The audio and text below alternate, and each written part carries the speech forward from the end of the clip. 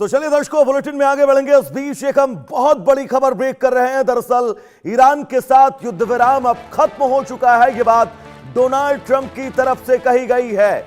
Iran से बातचीत समय की बर्बादी है, बहुत बड़ा बयान डोनाल्ड ट्रंप ने दिया है। उन्होंने कहा है तुर्की में नेटो समिट के दौरान यह बयान दिया गया है, अब कोई समझौता नहीं होगा। हॉर्मुज में ईरान के हमलों से ट्रंप नाराज हैं। अमेरिका ने 80 ठिकानों पर नॉन स्टॉप हमले किए हैं।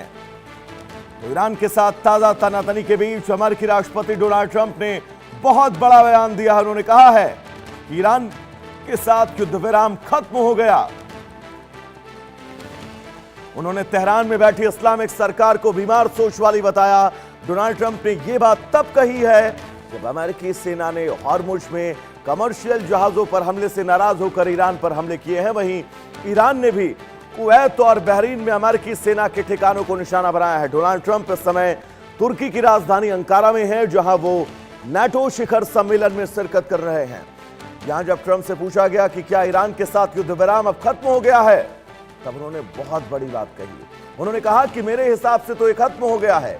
ट्रंप ने आगे कहा कि ईरान के साथ बातचीत करना बस समय की बर्बादी है।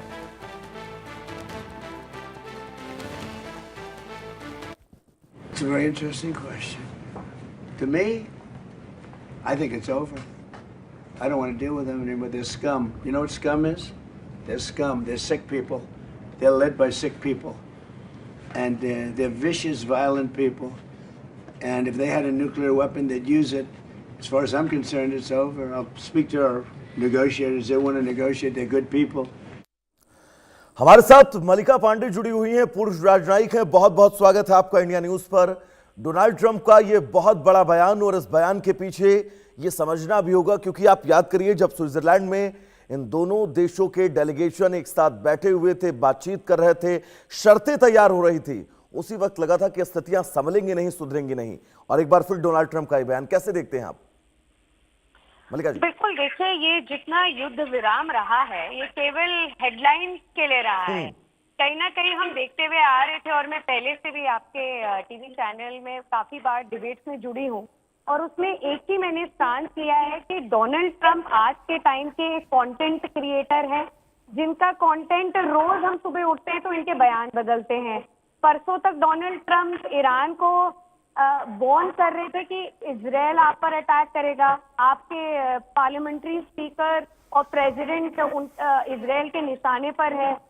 तो कहीं ना कहीं हम देख रहे थे कि ट्रंप इनको वार्न कर रहे हैं। जब ईरानियन डेलीगेशन इस्लामाबाद टॉक्स के बाद अप्रैल 12 को वापस आ रहा था, तो भी यूएस वार्न कर रहा था ईरान को कि इजराइल आप पर अटैक कर सकता है। और अब हम देख रहे हैं कि फिर से डोनाल्ड ट्रंप के बयान बदल रहे हैं, अपने बोल रहे हैं सीज फायर खत्म हो चुका है। तो कहीं ना कहीं देखिए, जैसे ही हमने देखा 15 जून को ओमान में डील होने वाली थी, वैसे ही हम देख रहे हैं कि डोनाल्ड ट्रंप ने फिर से अपना बयान बदल दिया है।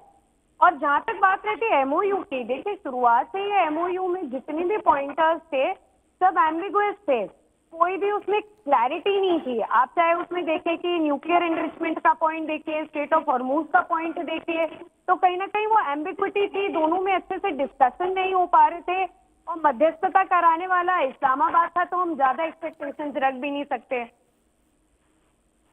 बिल्कुल मलिका जी, बहुत महत्वपूर्ण बात आप कह रही हैं। हमारे साथ कर्नल टीपी त्यागी जी भी जुड़े हुए हैं। बहुत स्वागत है टीपी साहब आपका इंडिया न्यूज पर। धन्यवाद।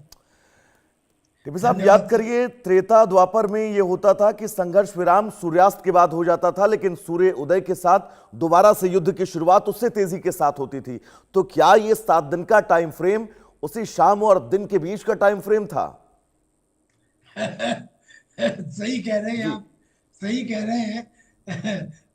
हालांकि अभी मलिका पांडे जी कह रही थी कि डोनाल्ड ट्रंप अपने बयान हर दूसरे दिन बदलते हैं, लेकिन उन्होंने इस बयान में जो कहा है उसका प्रिल्यूड क्या है, वो ये है कि जब तेहरान में अयतुल्लाह ख़ोमेनी के अंतिम संस्कार के चल रहे हैं पिछले 1 हफ्ते से, ऐसे समय में उन्होंने कहा कि हम एक मुख्तार यूनिट बनाएंगे और उसको 10 करोड़ रुपए का इनाम देंगे, और जो भी कोई डोनाल्ड ट्रंप की हत्या करेगा उसको हम हाईलाइट करेंगे, उसको महामंडित करेंगे।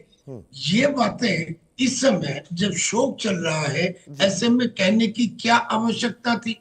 अभी तक बात बोलते थे death to America, death to Israel, लेकिन बेसिकली नाम डोनाल्ड ट्रंप का नहीं लेते थे। तो इस बार जब उन्होंने ये ऐसा किया और फिर ऊपर से उस समझौते में जिसमें ये कहा गया कि स्टेट ऑफ हॉर्मुज में कोई चार्ज भी नहीं लगेगा और वो ओपन रहेगा, ऐसे में ईरान ने उनके वहां से गुजरने वाले शिप के ऊपर हमला किया और उन शिप के ऊपर जिन्हें अमेरिका ने वाया ओमान कोस्ट के निकलवाना चाहा था, उनमें से एक तो हिंदुस्तान भी आ रहा था।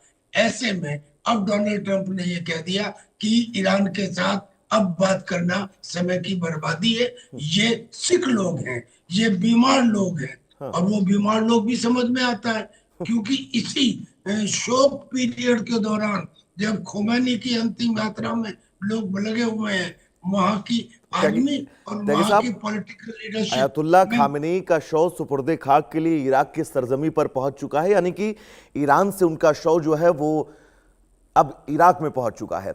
तो क्या ईरान इसी बात का इंतजार कर रहा था? आपको नहीं लगता है कि ईरान ने इस हमले में बहुत जल्दबाजी कर दी और उसने खुद अमेरिका को उकसाया है इस मोर्चे पर? जी, ये उकसाना तो ईरान की तरफ से ही है। अगर आप शुरू में देखें तो ये गलत है कि अमेरिका ने, इजराइल ने मिलकर ईरान के ऊपर हमला किया। नहीं सर, हमला कहाँ शुरू हुआ?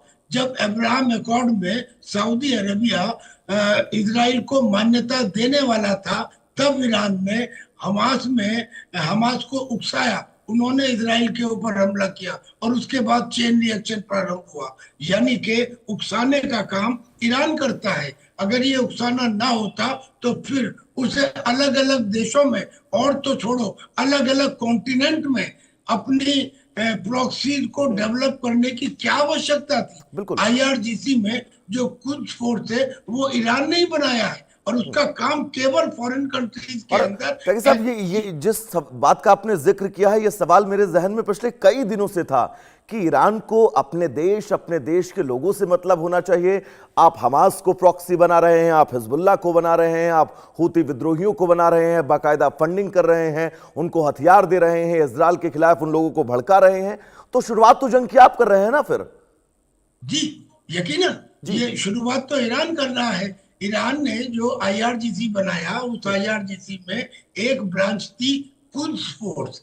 उस कुद्स फोर्स में उसी के वो थे सुलेमानी, जिनके मरने के ऊपर खोमेनी साहब सबसे ज्यादा दुखी हुए थे, क्योंकि उनको ये काम दिया गया था कि आप अलग अलग देशों में जाओ। अच्छा छोड़िए मिडिल ईस्ट को, छोड़िए, ये तो अफ्रीकन कॉन्टिनेंट में भी गए हैं, ये तो साउथ अमेरिकन कॉन्टिनेंट में भी गए हैं। उन देशों में गए, वहां जाके जो कुछ थोड़े बहुत हर जगह होते हैं डिससेटिस्फाइड एलिमेंट, उनके साथ मिलके इन्होंने Hamas, Houthi, Hezbollah, popular mobilization force, Al Badr, Iraqi militia, Syria militia, ये सब तैयार किए। ये सब क्यों तैयार किए थी? और ये कौन सा नेशन है? इन्होंने जिस नेशन में गए वहां की सरकार को तोड़ा। जैसे यमन के अंदर हुतीज ने प्रॉब्लम क्रिएट की, लेबनान के अंदर हिजबुल्लाह ने की, और गाजा के अंदर हमास ने की। यही सब जगह चल रहा है। तो फिर इस आतंकवाद का जननी किसको कहा जाए? क्या अमेरिका को कहा जाए? हालांकि मैं ये नहीं कि हम अमेरिका के साथ हैं, अमेरिका का भी काम इसी तरह कर रहा है, लेकिन ईरान का भी इस आतंकवाद को फैलाने का रहा है। ईरान ने उकसाया और अब भी उकसा रहे हैं। अब ये सीज फायर हो जाने के बाद भी, जब ये हो गया कि तुम्हारे सैंक्शन हटा लिए जाएंगे, अकाउंट डीप फ्रीज कर दिए जाएंगे, कंपनसेशन भी दिया जाएगा, इतना सब कुछ होने के बाद भी वो उन्हें उकसा रहे हैं कि नहीं, हमारा कंट्रोल पूरा रहेगा हॉर्मुज के ऊपर और हमारी मर्जी के बगैर वहां से कुछ नहीं होगा। अगर ये उकसाना नहीं है तो क्या है? ये सीधे और क्या साहब, आपको नहीं लग रहा है कि परमाणु संयंत्रों और परमाणु डेवलपमेंट को लेकर ईरान बहुत तेजी से आगे बढ़ रहा था? यूरेनियम संवर्धन के मामले में लगभग 80 से ज्यादा प्रतिशत उसने अपना यूरेनियम जो है वो संबंधित कर लिया था, और यही वजह है इजराइल और अमेरिका के सबसे बड़े हमले की। बिल्कुल सही कह रहे हैं। 2015 में जो एक न्यूक्लियर एग्रीमेंट हुआ था, उस एग्रीमेंट के बाद अचानक पता लगा कि उनके एक साहब, बहुत माफी के साथ मैं आपको रोकना चाहूंगा। एक बड़ी खबर अपने दर्शकों को बता दें, इस बीच आ रही है ट्रंप के बयान के बाद शेयर बाजार में हाहाकार है। 1750 अंक नीचे सेंसेक्स गिरा है। तो 1750 अंक नीचे सेंसेक्स गिरा है। डोनाल्ड ट्रंप का यह बयान पश्चिमी एशिया में बहुत ज्यादा हलचल पैदा करने वाला, क्योंकि ट्रंप ने कहा है वो रुकने वाले अब नहीं हैं। वो लगातार ईरान पर हमले जारी रखेंगे। एक साथ ईरान के 80 ठिकानों को निशाना बनाया और निशाना बनाए जाने के बाद अब ये बहुत बड़ा बयान। आपको बता दें कि निफ्टी जो है वो भी टूटा है। 550 अंक नीचे वो गिरा हुआ है। टीवी साहब हमारे साथ आप लगातार बने हुए हैं। यह तय था कि इसका असर सेंसेक्स पर जरूर पड़ेगा, इसको आप कैसे देखते हैं, थोड़ा सा बताइएगा। अरे ये तो अभी तक तो डोनाल्ड ट्रंप की चाल रही है। जब इनको शेयर्स खरीदने होते हैं उस समय ये ऐसा भाषण देते हैं, ऐसी स्पीच देते हैं जिससे दुनिया के जो भी स्टॉक मार्केट्स हैं उनका वैल्यू गिर जाती है, तब ये खरीदते हैं। और जब ये खरीद लेते हैं तो फिर ऐसा बयान देते हैं कि चलिए अब तो सब कुछ ठीक होने वाला है, पीस डील होने ही वाली है, we are about to sign it. तो फिर वो बढ़ जाते हैं उनके रेट, तब ये अपने खरीदे हुए शेयर को बेच देते हैं। ये खुद भी कर रहे हैं, अपने दोस्तों भी करवा रहे हैं। तो ये एक डोनाल्ड ट्रंप की चाल शुरू से रही है। युद्ध के अंदर चाहे जितना नुकसान, चाहे जितनी कंट्रीज को हुआ हो, लेकिन डोनाल्ड ट्रंप को पर्सनली बेइंतहा फायदा हुआ है, ना इससे भी और क्रिप्टो करेंसी से भी। खैर साहब, आपको वो समय याद होगा, आज से 5-6 महीने पहले की बात है शायद, जब यही डोनाल्ड ट्रंप अपने आप को शांति की सबसे बड़ी मूर्ति के रूप में पेश कर रहे थे। नोबेल पुरस्कार को लेकर कैसे ये लगातार तमाम स्थितियों को स्पष्ट कर रहे थे। वही डोनाल्ड ट्रंप अब ईरान को लेकर ये कह रहे हैं कि वो ईरान को खत्म कर देंगे, हमले जारी रखेंगे।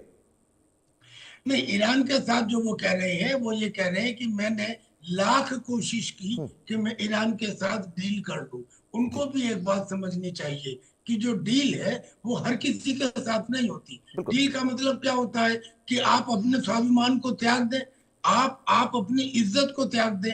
हर एक आदमी को अपनी इज्जत प्यारी होती है, और जब इज्जत के ऊपर ठेस लगती है तो फिर वो अपना भला हमारे साथ बने रहेगा। एक और बड़ी खबर इस बीच अपने दर्शकों को बता दे, तुर्की ने एक हाइपरसोनिक मिसाइल का